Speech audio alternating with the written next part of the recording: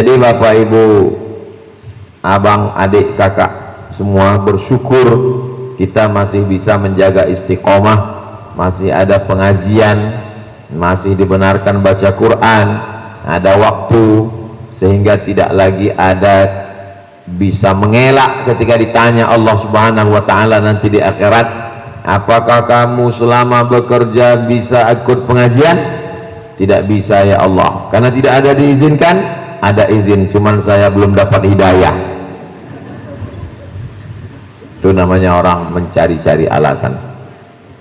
1000 dalil untuk orang mencari alasan, tapi ada 1000 dalil.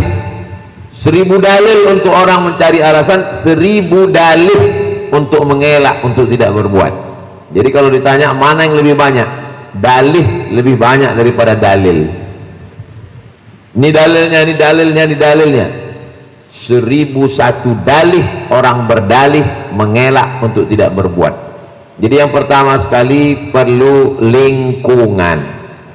Di tempat bekerja ini hanya 8 jam. Setelah itu nanti pulang tidur 8 jam. Kata dokter kalau tidak tidur 8 jam kena penyakit 5L, lemah, letih, lesu, letoy, lunglai, loyo. Akhirnya waktu habis 8 jam, tinggal 8 jam lagi habis. Siapa yang menghabiskan? YouTube, Instagram, Twitter, grup WhatsApp, grup reuni dari PAUD sampai SMA, habis semua waktu dihabiskan. Maka 3 ini amat sangat berpengaruh. Di tempat bekerja alhamdulillah sholat diizinkan, pengajian ada, ustadz didatangkan, disiapkan pentas, ditanami bunga-bunga seminggu yang lalu, kipas angin setiap mata memandang, keluar dari sini kerokan. Nah, jadi ini salah satu nikmat. Kadang kalau kita tidak bersyukur, kita tidak menganggap ini suatu nikmat, maka kita ucapkan alhamdulillahirabbil alamin. Pulang dari sini, nah itu ada lingkungan tempat tinggal. Jadi kalau di lingkungan tempat tinggalnya masih sempat ikut sore-sore ba'da asar ada yasinan, ada pengajian, syukur alhamdulillah. Sehingga kita tidak bisa ditanya orang, kamu kok nggak pernah datang pengajian sore habis Jumat, sore Jumat kok nggak pernah pengajian? Kebetulan sip saya Jumat terus. Maksudnya kalau bohong ya agak cerdas dikit lah. Kan nggak mungkin sipnya Jumat terus. Lingkungan di tempat tinggal, usahakan datang sholat zuhur, asar, maghrib, isya, subuh. Nggak bisa 5 waktu Pak Ustadz. Ya nggak bisa ditawar lagi. Laki-laki memang 5 waktu sholatnya ke masjid. Laki-laki yang soleh itu sholatnya di masjid. Kalau laki-laki sholat di rumah itu laki-laki solehah. Ini sekarang yang banyak ini saya lihat perempuan lebih banyak dari laki-laki. Laki-laki di sini 3 soft, di sini 5 soft. Perempuan di belakang. Memang betul kata hadis Nabi di akhir zaman perbandingan laki-laki perempuan itu 50:1. Nah ini udah terwujud sekarang nih kelihatan. Memang betul judulnya memang istiqomah di tengah perubahan zaman. Saya sebetulnya mau ngelihat siapa yang ngedit foto saya ini aja.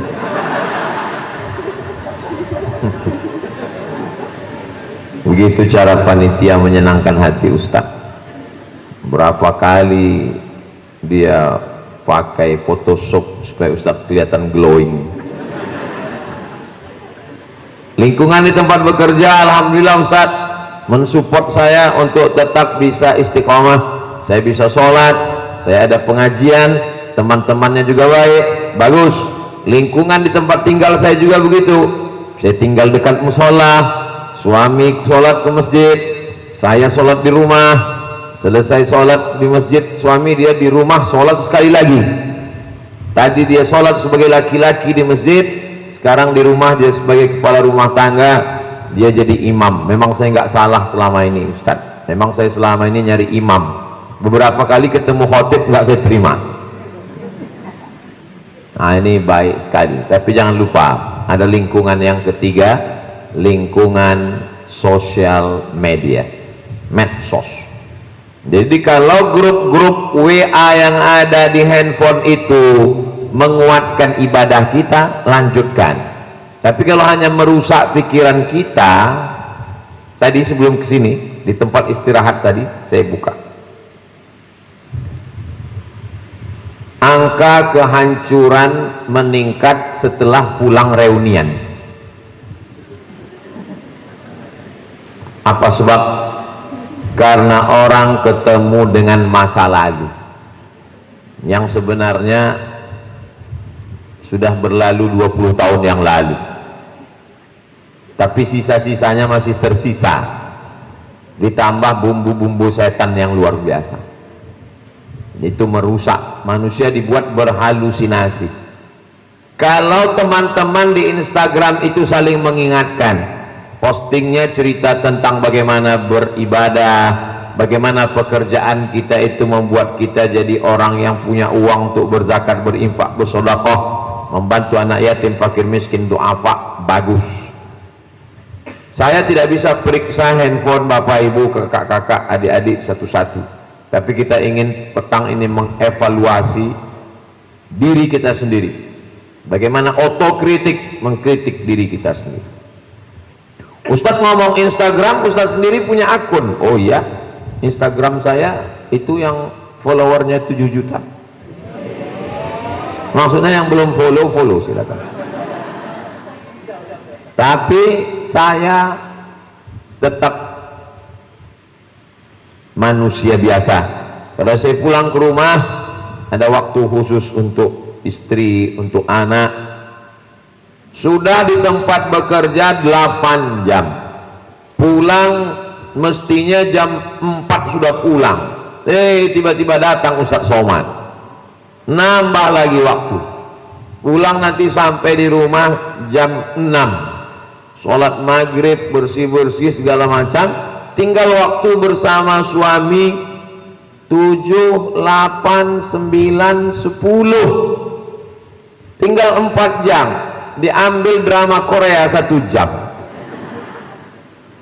diambil update status, dan dia selalu bertanya, apa yang Anda pikirkan? Dan mau tidak mau harus menjawab itu terus. Nonton YouTube, nontonnya nggak lama, baca komennya lama, tinggal waktu 1 jam. Lebih lama dengan suami orang daripada suami sendiri, lebih lama dengan istri orang daripada istri sendiri. Mau dibawa kemana hubungan kita, Beb? Nah jadi ini, ya ibu bekerja, bapak bekerja, mau tidak bisa terelakkan. Saya tidak mau setelah selesai kajian ini lalu besok semuanya pada mengundurkan diri, semua dipersalahkan. Kenapa diundang Ustaz Abdul Somad? Maksud saya bagaimana pertemuan yang singkat ini dan pertemuan yang singkat di rumah karena sudah tersita oleh pekerjaan, ditambah lagi macet di perjalanan, belum lagi angka stres di zaman modern yang begitu tinggi, kita bisa quality time, bukan kuantitasnya tapi kualitasnya. Waktu yang 3 jam benar-benar berkualitas. Handphone, mohon maaf, kamu sudah bersama aku dari tadi. TV, mohon maaf, innalillah wa inna ilaihi rojiun. Izinkan aku bersama dengan orang-orang yang baik ini, maka insya Allah ini membuat kita istiqomah, insya Allah. Ini yang pertama, lingkungan, lingkungan tempat kerja, lingkungan tempat tinggal, dan lingkungan alam gaib, medsos namanya. Karena fitnah medsos ini luar biasa. Dulu kita hanya minta perlindungan, Allahumma inni a'udzubika min azabi jahannam wa min azabil qabri wa min fitnatil mahya wal mamat wa min syarri fitnatil masihid dajjal. Sekarang bertambah yang kelima, wa min fitnatil medsos. Medsos luar biasa. Tapi Ustadz kan nggak bisa salahkan medsos. Ya enggak, kami kenal Ustadz dari medsos. Iya betul, itu namanya medsos syariah. Karena jamaah ini nggak bisa saya bilang jangan tonton YouTube, jangan pakai Instagram. Loh, kami Ustadz kenal Ustadz ya dari Instagram. Alhamdulillah. Nah ini, jadi kita coba inventarisir lagi siapa yang kita follow dan siapa yang memfollow kita. Kalau dia memfollow kita ngajak ke surga, pertahankan. Tapi kalau nyerempet neraka, mohon maaf karena nggak sesuai dengan doa saya. Rabbana atina fid dunya hasanah wa fil akhirati hasanah wa qina azabannar. Nanti kalau dia WA, kok aku di unfollow? Karena mohon maaf aku nggak bisa ikut dengan kamu karena aku tidak cukup siap menghadapi panasnya api neraka. Allah, baru ngaji sekali aja udah. Kadang kita ini tidak tahan karena omongan orang. Hidup ini sebetulnya tidak terlalu berat. Yang berat itu adalah memikirkan omongan orang. Maka jangan terlalu pikirkan omongan orang. Karena kalau terlalu memikirkan omongan orang, sakit kepala kita, naik asam urat, naik asam lambung, naik darah tinggi, jantung koroner. Nggak usahlah saya sebutkan, nanti betul-betul naik semuanya. Nah, ini kalau mau istiqomah yang pertama. Yang kedua, kalau mau istiqomah, idza maridha fa'udhu, sering-sering melihat orang sakit. Saya sebelum kesini habis sholat Jumat tadi menjenguk orang sakit. Ustadz Somad, bisa nggak datang ke rumah? Sebentar ya, saya tanya dulu ketua tim. Soalnya saya nggak tahu nih jalur-jalurnya. Tadi sampai dari Pekanbaru ke Cengkareng, dari Cengkareng ke Depok, dari ke Depok ke Cikarang. Cikarang atau tidak untuk selamanya. Dari Cikarang nanti malam ke Cilengsi. Nah itu. Nah, jadi saya nggak tahu nih bisa atau enggak, tapi saya usahakan. Saya mampir untuk apa? Untuk mensyukuri kita punya nikmat sehat.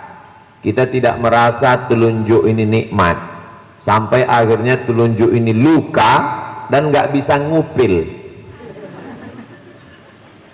Pakai kelingking kekecilan, pakai jempol kebesaran. Barulah kita sadar bahwa nikmat itu hilang dari diri kita. Begitu juga dengan sehat.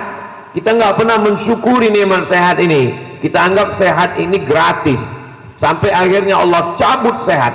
Barulah kita tersadar. Tapi saat itu sadar sudah terlambat.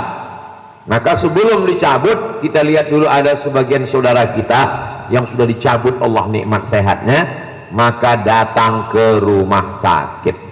Jangan tunda-tunda, pulang dari sini mampir langsung. Kalau sekuritinya nanya, mau jenguk siapa? Keluarga? Enggak. Tetangga? Enggak. Teman? Enggak. Siapa aja yang ada di sini. Pesan Ustadz Somad tadi, saya mesti mengambil pelajaran dari sakit. Ustadz Somad tolong nasihati saya ini orangnya susah sekali sholat Pak Ustadz. Saya pun nggak ada orang menasihati saya bilang. Saya nggak ada orang menasihati saya. Saya datang ke pengajian supaya mau dengar nasihat. Saya pakai topi, saya pakai masker, saya pakai baju kaos, mau dengar pengajian malam Ramadan. Kata pengurus masjid, sebenarnya malam ini jadwal kita Bapak Fulan, tapi karena kebetulan ada Ustadz Somad minta-minta untuk kultum. Nggak ada orang menasihati saya. Lalu yang menasihati Ustadz apa? Yang menasihati saya adalah orang sakit yang saya jenguk. Saya usahakan dalam sebulan pasti ada menjenguk orang sakit. Dan bulan ini sudah. Bulan lalu saya datang ke rumah sakit ini. Bulan sebelumnya datang ke rumah sakit ini. Enggak bawa orang, datang sendiri. Kadang dengan keluarga, kadang dengan teman, untuk menasehati, hai Abdul Somad, selagi kamu masih sehat, sempat-sempatkanlah sholat duha, sempat-sempatkanlah sholat tahajud, sempat-sempatkanlah baca Quran, sempat-sempatkanlah zikir, sampai masanya nanti kamu mau tapi kesempatan sudah tidak ada. Dan alhamdulillah ini yang di hadapan saya ini orangnya semuanya sehat-sehat semua, alhamdulillah. Gimana nggak sehat? Di tempat olahraga aja pengajian, apalagi di tempat pengajian? Kan logikanya begitu. Ada orang di tempat pengajian aja tidur, apalagi di tempat tidur. Nah, ini mestinya semua ada. Nah, tenis meja ada, soccer ada, basket ada, tinju pun ada. Hari ini semuanya diajak ngaji semua. Bayangkan itu. Nah, ini. Jadi kalau ada orang mengatakan tempat olahraga adalah tempatnya maksiat, tempat olahraganya tempatnya melalaikan dari Allah, datang kalian ke Omron. Kalau mau melihat tempat olahraga, tempat itu cara untuk membesarkan hati panitia. Nah, jadi memang mesti jenguk orang sakit. Kalau jenguk orang sakit doanya apa Pak Ustadz? Ya Hayyu ya Qayyum birahmatika nastaghits. Wahai engkau yang maha hidup, yang maha mengurus segala makhluk, dengan rahmatmu kami meminta tolong. Isfi mardana, sembuhkan saudara kami yang sakit. Saya nggak bisa bahasa Arab Pak Ustadz. Ya udah bahasa Indonesia aja, nggak usah kuat-kuat. Soalnya kalau kuat-kuat ketahuan nggak hafal doanya. Dalam hati, sembuhkan saudaraku ini ya Allah, berikan dia kesehatan, sabarkan keluarganya, mintakan. Jangan jenguk orang sakit bawa jeruk. Orang sakit nggak bisa makan jeruk. Kalau mau bawa jeruk ke orang sehat, orang sakit itu kita bawakan doa. Tapi Ustadz tetap bawa buah-buahan jenguk orang sakit, tetap saya bawa, tapi bukan untuk dia, untuk keluarganya. Kalau kita punya uang kita bantu, bagus, tapi kedatangan kita itu sudah luar biasa, membesarkan hatinya. Beberapa kali orang yang sakit itu saya jenguk, itu Ustadz beberapa bulan ini nggak bisa ngomong, nggak bisa duduk. Begitu Ustadz Somad datang dia langsung duduk. Selesai duduk di tempat tidur, minta duduk di ruang tamu. Selama ini kami minta dia lesu Pak Ustadz, dia udah kehilangan semangat. Tapi begitu Ustadz datang, 1 jam ngobrol non-stop, bercerita tentang nostalgia di Kairo dulu, bagaimana dia naik bis belanja ke pasar Sayyidah Zainab, ketika sampai di sana beli ikan, bicara tentang ikan-ikan di Kairo. Habis itu bicara tentang teman-teman, bicara tentang si anu, habis itu bicara tentang S2 ke Sudan, seperti sehat, sampai anak istrinya pun heran. Di situ saya paham bahwa sebenarnya orang-orang sakit ini, yang sakit itu bukan badannya tapi pikirannya. Ketika dia ketemu dengan kita, ketemu dengan circle-nya, ketemu dengan bestinya, dia merasa ada harapan, ada sesuatu. Makanya kita ketika menjenguk itu ceritanya jangan yang berat-berat. Ini udah tahu orang sakit, tanya, nanti kalau kamu mati istrimu gimana? Orang sakit itu kita nggak perlu terlalu jujur. Ini jujur, kemarin aku jenguk orang kayak kamu ini, enggak sampai hari Jumat selesai. Terbangkitkan semangatnya. Mat, aku ini kata dokter udah divonis kayaknya aku nggak lama lagi. Apa dokter ngomong gitu? Iya, dokternya mati duluan. Kayak gitu kan.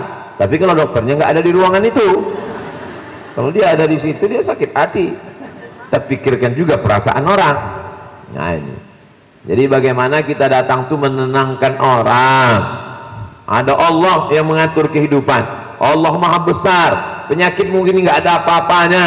Allah tuh kalau berkehendak, innama amruhu idza arada syai'an ayyakula lahu kun fayakun. Kurang hebat apalagi penyakit Nabi Ayub, tapi begitu Allah memberikan kesembuhan, nah, maka kita bangkitkan semangatnya. Kurang hebat apalagi ujian Nabi Yunus, ditelan ikan, 3 kegelapan, gelap malam, gelap lautan, gelap dalam perut ikan.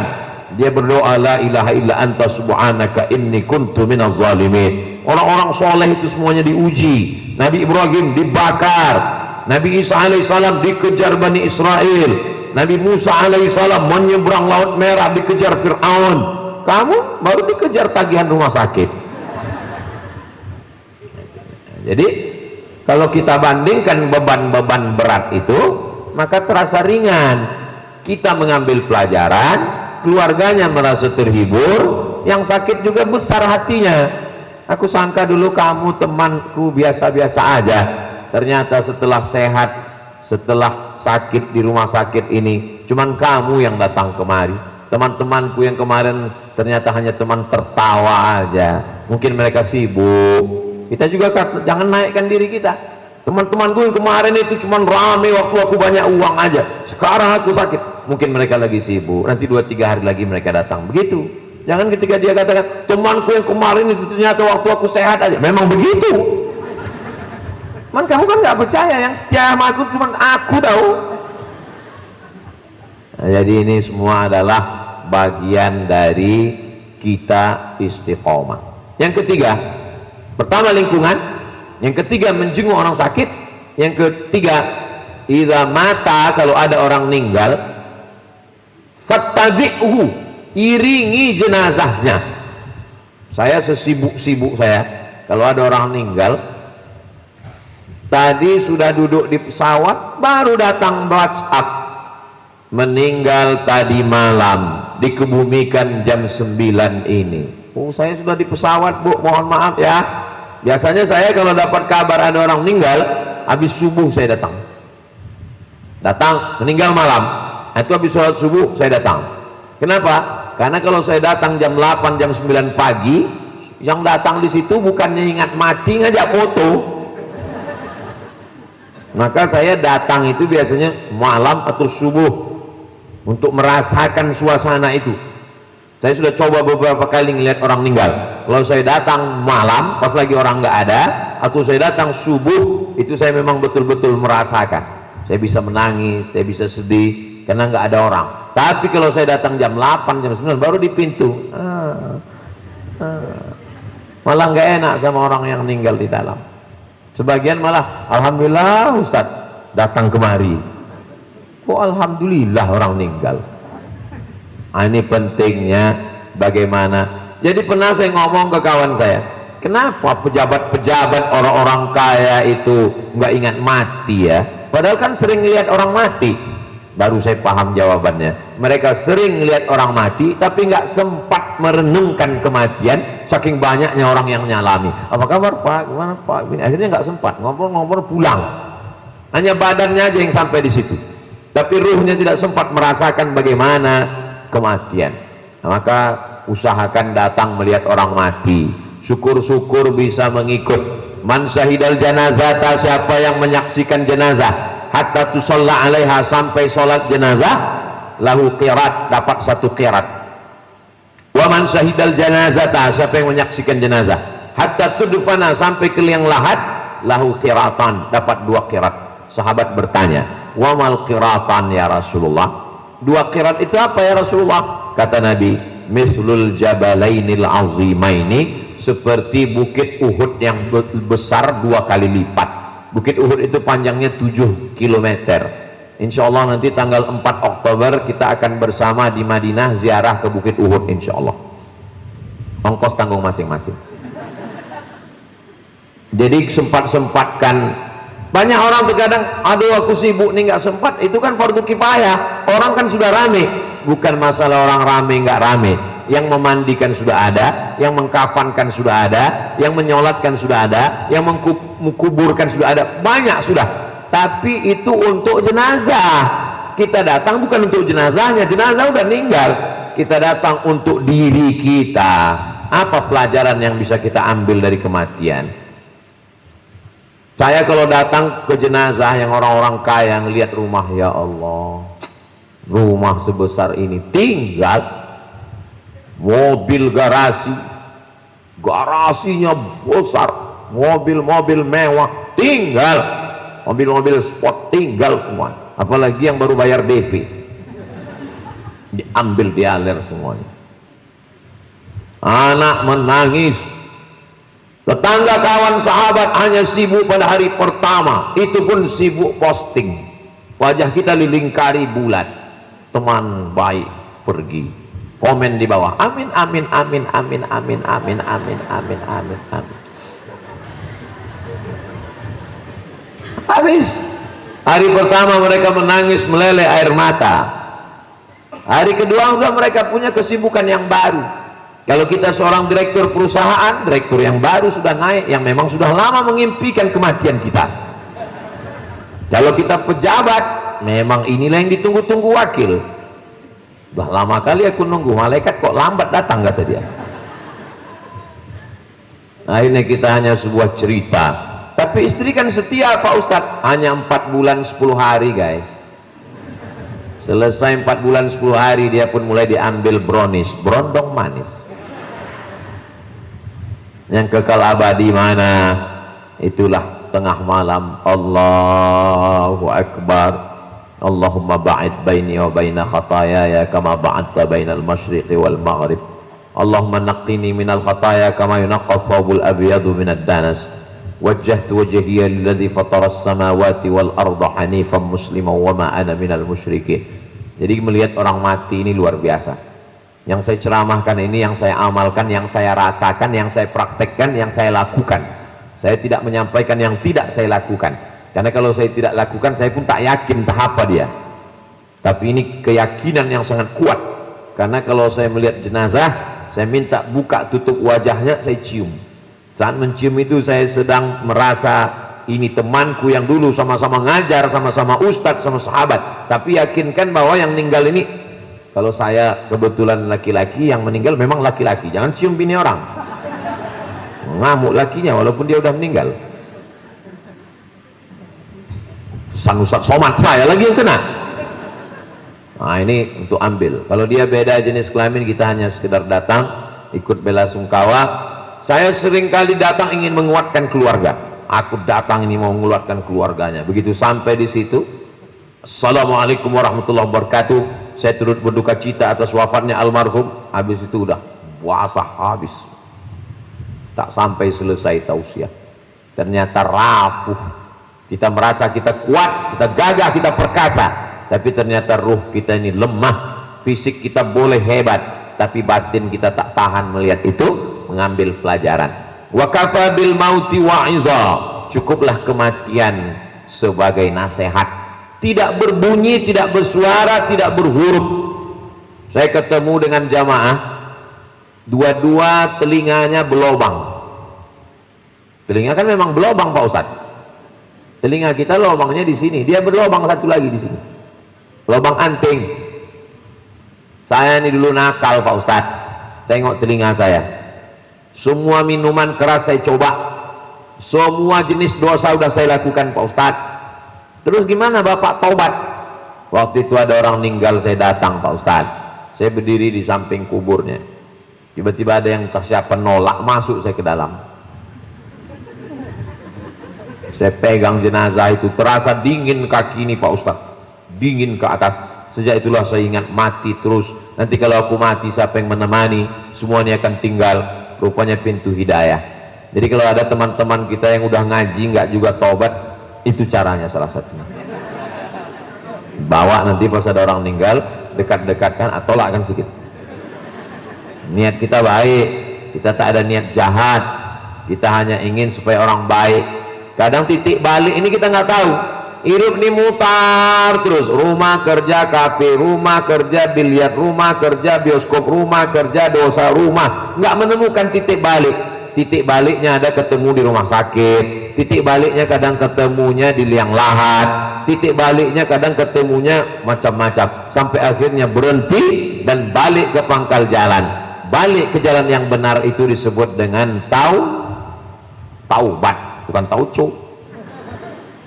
Taubat. Ya ayyuhalladzina amanu, hai orang beriman, tubu ilallah, bertaubatlah kamu kepada Allah, taubatan nasuha, taubat yang sebenar-benar taubat. Lingkungan sudah baik, sudah ngelihat orang sakit, sudah ngelihat orang mati, jangan tunda-tunda. Ini yang keempat, nggak boleh tunda-tunda. Begitu menemukan langsung mandi taubat, pulang dari sini langsung mandi taubat. Memang setiap pulang kerja memang mandi Pak Ustadz. Iya, mandinya mandi biasa, ini mandi taubat.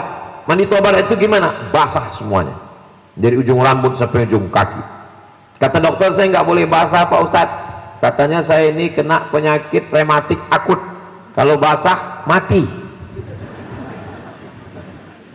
Oh, wudhu aja kalau gitu, wudhu, sholat sunat taubat. Ustadz, sholat sunat taubatnya berapa hari sekali? Tiap malam, setiap malam. Bagi yang pakai usolli sunat taubat rakaataini lillahi ta'ala. Dosa saya banyak. Di antara kita ini semua, saya lah yang paling banyak dosa. Man kasura kalamuhu kasura saktuhu. Siapa yang banyak ngomongnya, dia lah yang paling banyak dosanya. Makanya tadi nggak ada kata sambutan, karena nggak ada yang mau berdosa. Saya pun heran. Biasanya kan dari direktur, dari supervisor, dari ketua panitia, ini nggak ada. Habis baca Quran langsung. Jadi memang luar biasa nih PT Ron. Jadi banyak kadang kata-kata kita itu menyinggung perasaan, tidak berkenan di hati. Dosa yang paling mengerikan adalah dari orang yang merasa tidak berdosa. Dan biasanya yang merasa tidak berdosa itu adalah ustadz, maksudnya Ustadz Somad. Karena datang disambut dengan tola al-badru alaina, sampai di lokasi tangannya dicium, dimuliakan, disediakan semua makanan, buah-buahan, dilantunkan dengan hadrah, sampai di situ direkam, sampai di situ dipuja-puji, gambarnya dibuat besar daripada wajah aslinya, sampai di situ diagung-agungkan, dielu-elukan. Akhirnya dia pun merasa paling hebat, paling mulia, sampai lupa siapa dirinya. Maka saya mesti pandai-pandai, jangan sampai lupa diri, jangan sampai tidak tahu diri, jangan sampai lupa hakikat diri, bahwa kita ini sebenarnya bukan apa-apa dan bukan siapa-siapa. Kita hanya orang yang dipinjamkan Allah sejenak bisa bernafas. Nafas itu tarikannya cuma dua, tarik sekali, hembus sekali, cuman itu, nggak ada nafas lain. Dari bawah Pak Ustadz, itu bukan nafas. Sampai akhirnya dia berhembus dan tidak bisa ditarik lagi, itulah dia mati. Mati itu artinya hembusan nafas terakhir. Maka disebut dia, aku mencintaimu sampai hembusan nafas terakhir. Mana pernah ada orang nulis, aku mencintaimu sampai tarikan yang terakhir. Tarik itu masih ada hembusannya lagi.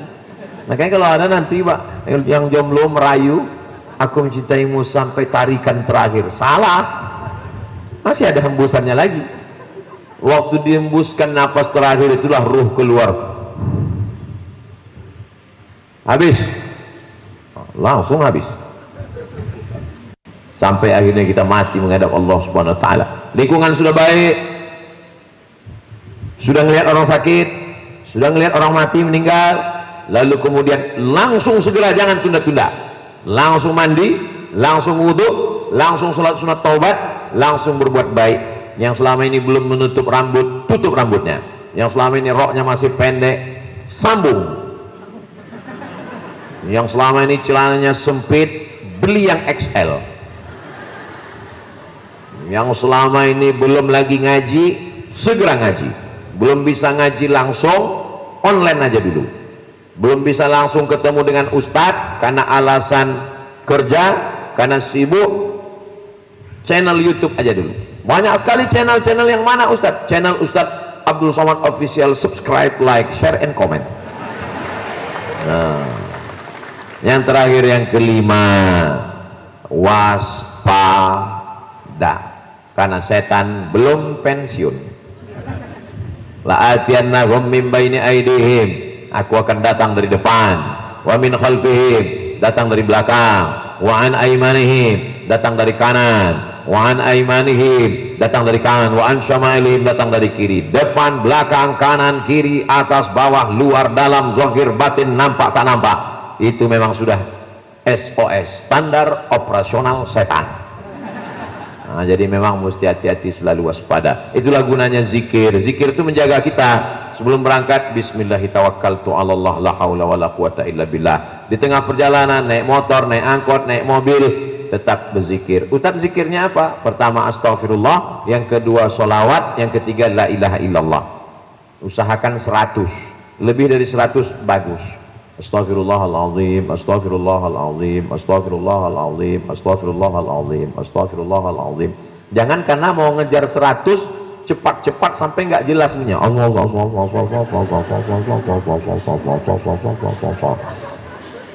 Lebih baik pelan sedikit daripada banyak nggak jelas.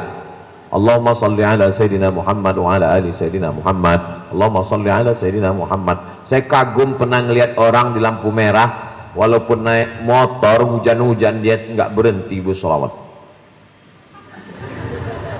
Saya ngelihat, ya Allah, luar biasa. Tapi saya lihat, perhatikan lama, rupanya di samping helmnya ada handphone. Pas lagi ngobrol, saya sangka dia sedang berselawat. Istighfar, salawat, afdalu dzikri fa'lam annahu la ilaha illallah, la ilaha illallah, la ilaha illallah, la ilaha illallah, la ilaha illallah. Wajibkan diri 100. Setelah itu nggak usah lagi hitung, itu hitungan sunatnya aja. Nah, lagi-lagi.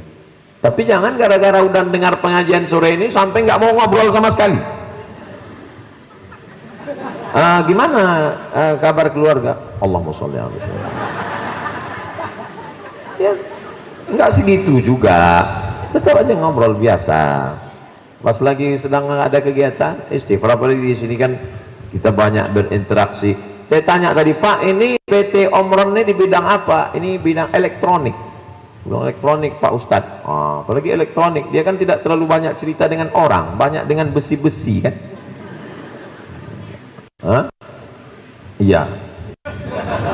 Pokoknya semua itu semua baik. Insya Allah semuanya istiqomah, insya Allah. Lingkungan jaga, lihat orang sakit, lihat orang mati, jangan tunda-tunda, dan waspada. Waspada ini penting, karena kalau kita digoda setan, insya Allah dengan ayat kursi selesai. Tapi kalau yang manusia isinya setan, ini yang luar biasa. Ente mau kemana? Aku mau bayar zakat. Bayar zakat, handphone terbaru. Nggak jadi kita bacakan ayat kursi, dia lebih hafal. Orang yang model begini nggak bisa pakai ayat kursi, sama kursinya sekalian. Itu yang saya maksud dengan waspada. Waspada.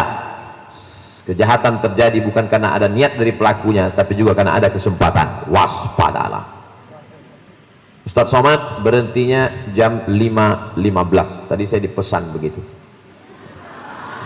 Ada waktu 15 menit untuk menjawab pertanyaan-pertanyaan yang nampaknya padat sekali. Mohon doa Ustadz untuk keselamatan dan kesehatan karyawan kami yang akan menunaikan ibadah haji.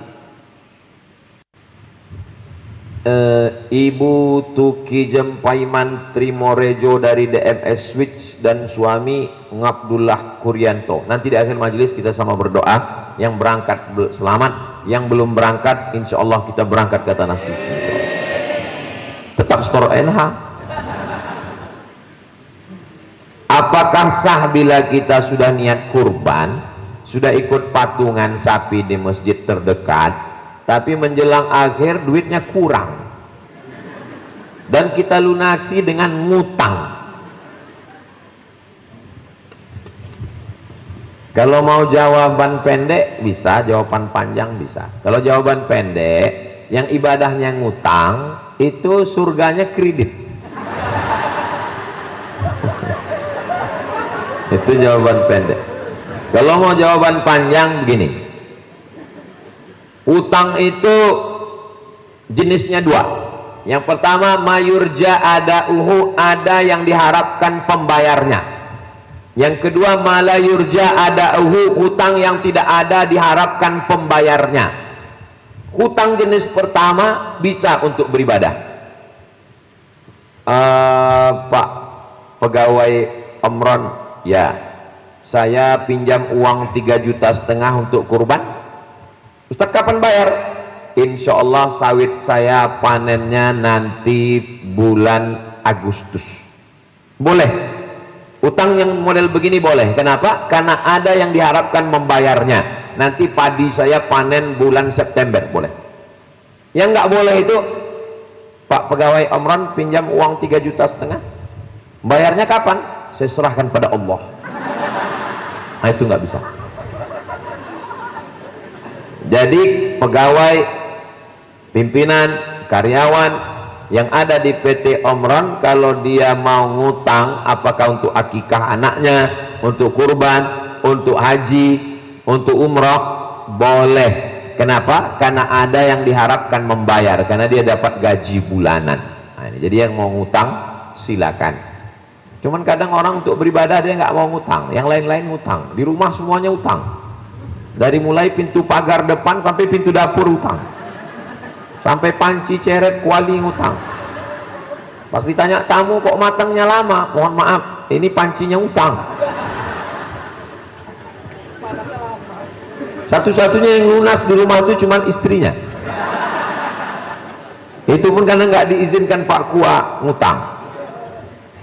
Bagaimana cara menyeimbangkan antara kerja dan urusan rumah tangga bagi ibu-ibu yang bekerja supaya terhindar dari kufur nikmat? Jadi sebelum berangkat ibu tetap masakkan suami, tetap buatkan teh kopinya, usahakan bangunnya cepat. Kan sudah ada pembantu, kan bisa buat sendiri. Kopinya sama tapi rasanya beda, Beb. Nah, lalu kemudian hukum aslinya perempuan itu di rumah. Aslinya perempuan itu di rumah. Lalu kenapa kami boleh kerja? Kenapa Ustaz nggak melarang kami?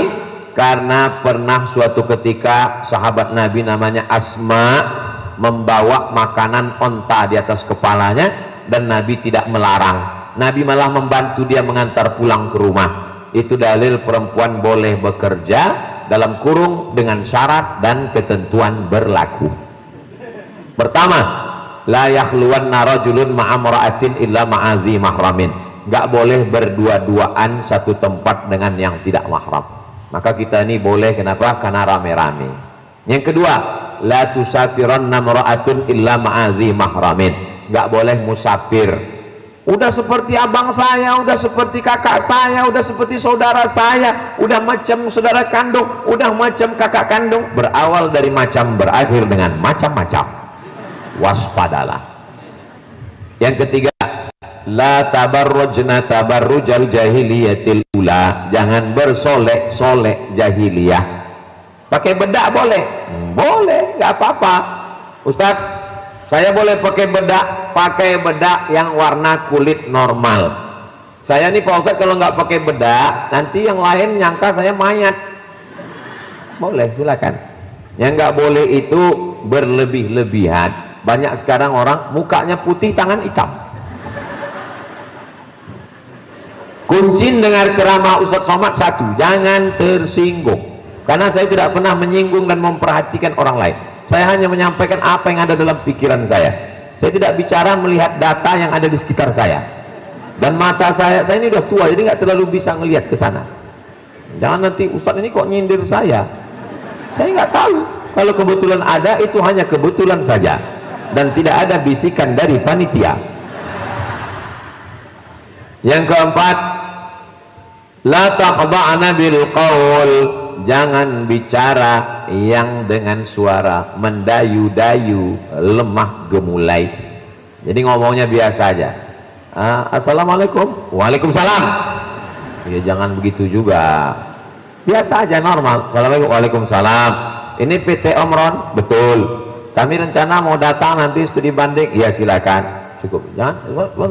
Iya. Ditunggu ya. La taqda'na bil qaul. Perempuan jangan bersuara mendayu-dayu, mendesah-desah. Kenapa nggak boleh? Yatma'alladzi fi qalbihi marad. Ada laki-laki yang tidak bisa mendengar suara perempuan. Begitu dia dengar, dia langsung error. Jadi ibu yang sewajar-wajarnya aja.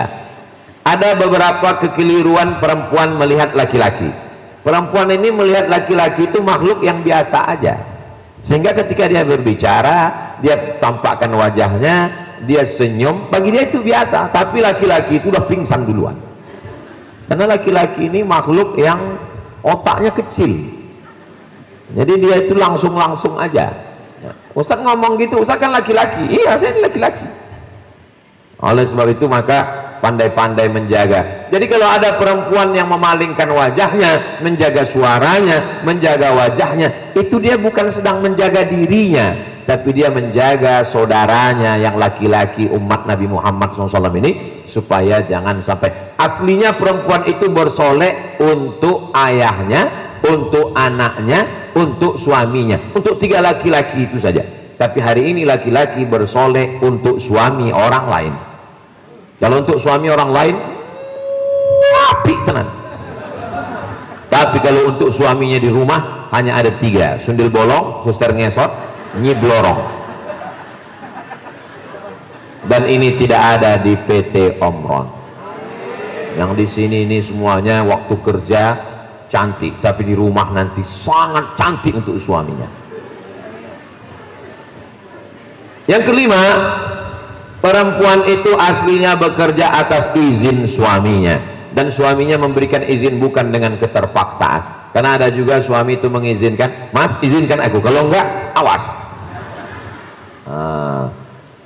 Di sini boleh menjadi supervisor, di sini boleh menjadi direktur, di sini boleh menjadi atasan, di sini boleh jadi gajinya lebih besar, tapi di rumah dia tetaplah sebagai ibu rumah tangga.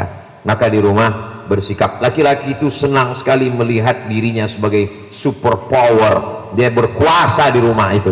Maka ibu dalam hati, Mas, walaupun gajiku lebih besar, walaupun kerjaku lebih meyakinkan, walaupun aku lebih cantik, kita pun dulu ketemu karena ditangkap security, tapi bagaimanapun juga kau tetaplah imamku, kau tetaplah pemimpinku di rumah. Sangat senang, membahagiakan, membesarkan hatinya. Maka jaga dia baik-baik, karena kalau sampai dia dilarikan pelakor, mudah-mudahan dijaga Allah semuanya, insya Allah. Bagaimana caranya agar ibadah kita tetap istiqomah? Itulah yang sudah saya jelaskan tadi. Karena wanita ada fase, mohon maaf, menstruasi. Kadang sebelum menstruasi itu rajin banget beribadah, tapi setelah itu suka menurun ibadahnya. Biasanya kata yang laki-laki, aku aja nggak menstruasi begitu juga, gitu dia. Lalu setelah itu suka ditunda-tunda. Tolong dibantu menjawabnya ya Pak Ustadz. Datang seorang sahabat Nabi, ya Rasulullah, kenapa kami saat duduk bersamamu iman kami full, kami semangat beribadah, tapi begitu kami pulang ke rumah ngobrol dengan istri, dengan anak, tiba-tiba down. Kata Nabi, lau kuntum kama kuntum la safahatkumul malaika. Seandainya kamu seperti tadi terus nggak turun-turun, malaikat datang bersalaman dengan kamu. Sahabat Nabi aja begitu, apalagi sahabat UAS. Jadi itu manusiawi, itu normal. Itulah maka perlunya kita lingkungannya baik, suami istri saling mengingatkan, tempat bekerja watawasau bil haq watawasau bis sabr. Di tempat kita lingkungan ada grup-grup pengajian, di grup-grup WhatsApp-nya juga saling mengingatkan, ada tahajud call-nya saling mengingatkan. Lalu kemudian kita pula di tempat lingkungan tempat tinggal, tempat kerja, lingkungan medsos. Nah, ini semuanya supaya kita bisa istiqomah. Adapun ibu yang awalnya sangat bersemangat, setelah itu down, kurang bersemangat, itulah 5 jurus tadi yang saya sampaikan. Lingkungannya baik, berteman dengan orang baik, bertetangga dengan orang baik, satu tempat kerja dengan orang baik. Kalau punya teman yang selalu mengingatkan, gimana kamu udah baca surat Al-Kahfi belum? Sudah baca surat Yasin belum? Sudah sholat duha belum? Sudah tahajud belum? Kalau ada teman yang model begitu, pegang dia, jangan lepaskan sebelum habis jam kantor, karena sulit mencari orang seperti ini. Tapi kalau ada teman yang hanya mengingatkan kita, gimana kabarnya anak Sanu Sumaisang, ini perlu di unfollow segera, karena dia hanya mengajak kita untuk dekat kepada neraka. tapi kita nggak boleh tinggalkan dia. Kita mesti nasihati dia supaya kita, kalau dia mengatakan ngapain kamu nasihati saya, urus saja surgamu, jangan urus nerakaku. Aku masuk surga nggak asik kalau nggak ada kamu. Surga itu sepi tanpamu. Yang ngomong begitu sama-sama kita. Ini banyak orang sekarang sampai tahajud call. Yang tahajud ya, yang kau telepon itu siapa? Istri kawan. Tahajud call jam 3 malam, nelpon anak gadis orang bagi yang lajang belum menikah. Apa kamu bangunkan dia? Bapaknya ada, emaknya ada. Nanti kamu bangunkan dia setelah kau bayar mahar sebentuk cincin emas tunai, baru kau bangunkan dia. Ini banyak orang sekarang waktu pacaran tiap malam bangunkan. Pas sudah menikah, rupanya dia pun sholat subuh jam 8. Jika suami mengalah dulu untuk tidak kerja tapi ngurus anak, terus istrinya kerja, apakah rezeki yang dihasilkan istri untuk anak dan suami menjadi tidak berkah? Aslinya suami kepala rumah tangga, dia mencari nafkah, anak diurus oleh istri di rumah. Tapi karena satu dan lain hal mereka bermusyawarah, Pak, nampaknya kesempatan kerjaan yang ada untuk perempuan dulu. Kamu kelihatannya belum bisa kalau dilihat dari 160 lowongan yang sudah kita kirimi itu. Selalu balasannya ke aku aja. Ini kalau kita teruskan begini kacau kita. Jadi kalau begitu, kata si suami, untuk 2 tahun ini akulah yang mengurus anak di rumah. Kamu pergilah bekerja. Maka jaga perasaan dia. Laki-laki ini perasaannya halus juga. Jangan mentang-mentang ibu yang kerja pulang, buatkan teh. Karena bagaimanapun dia kepala rumah tangga. Jangan mentang-mentang ibu udah gajian, ini gajiku 10 juta, zakatnya kan 2,5%, jadi 250.000. Ini untuk kamu fakir miskin. Perbuatan itu tidak salah. Istri boleh berzakat ke suaminya, boleh. Suami yang nggak boleh berzakat ke istri, karena suami menanggung nafkah istri, tapi istri boleh. Jadi ibu yang selama ini ragu, bayar zakat ke suami. Tapi dengan caranya jangan begitu. Begitu juga kalau ibu mau pergi umroh, ibu mau pergi belanja, ibu ngomong sama dia, yang buah hati belayan jiwa, siang dan malam terbayang-bayang, malam tak tidur tak lelap, makan tak kenyang. Aku mau pergi belanja sebentar ya, walaupun itu hanya basa-basi, duitnya duit ibu. Jangan aku pergi ya, waktu nanya udah nggak punya uang, nanya lagi.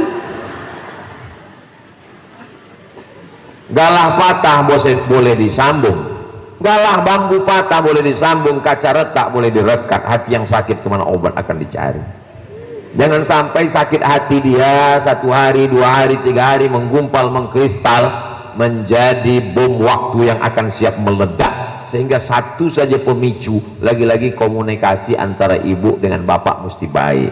Kalau ibu tidak sanggup berkomunikasi langsung, komunikasi tak langsung, kasih dia WA, yang sebutkan 5 keluhan kamu hari ini. Nanti dia akan tulis. Aku nggak sanggup ngomong langsung ke kamu, menatap matamu aja aku nggak sanggup. Kamu kan imamku dunia akhirat.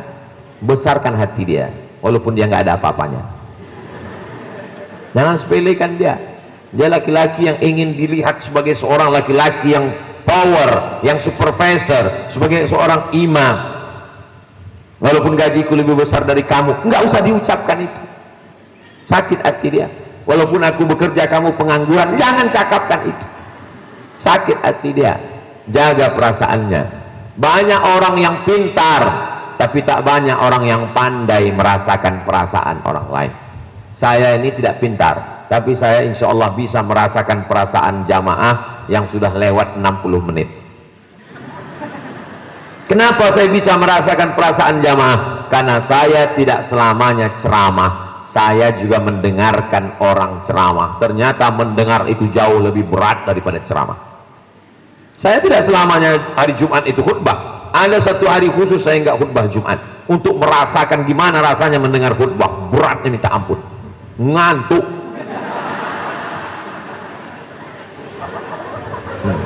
Itu makanya saya di mana-mana tausiah saya kasih tahu. Jamaah di seluruh Indonesia dari Sabang sampai Papua tahu bahwa Abdul Somad kalau tausiah tidak lebih dari 600 ml. Karena banyak orang tausiah ini dia pikirkan seenak dia aja ngomong ngalor ngidul nggak tentu arah. Dia nggak tahu jamaah. Begitu udah lewat waktu jamaah.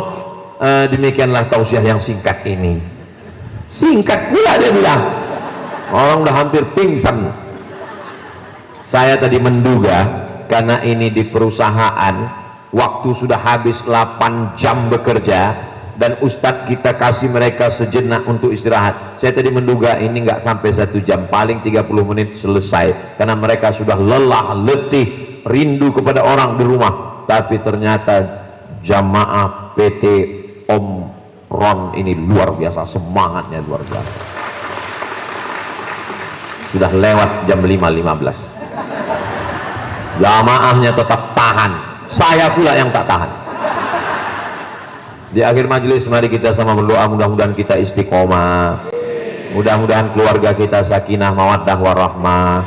Bapak punya istri yang peduli dengan bapak, ibu punya suami yang perhatian, yang sayang, anak-anaknya penghafal Quran, mujahid fisabilillah, yang akan berangkat haji diberikan haji yang mabrur, yang bekerja diberikan berkah rezeki sehingga bisa berwakaf, berinfak, bersedekah, berhaji dan umrah ala hazihin niyah, untuk niat yang baik-baik ini. Al-Fatihah.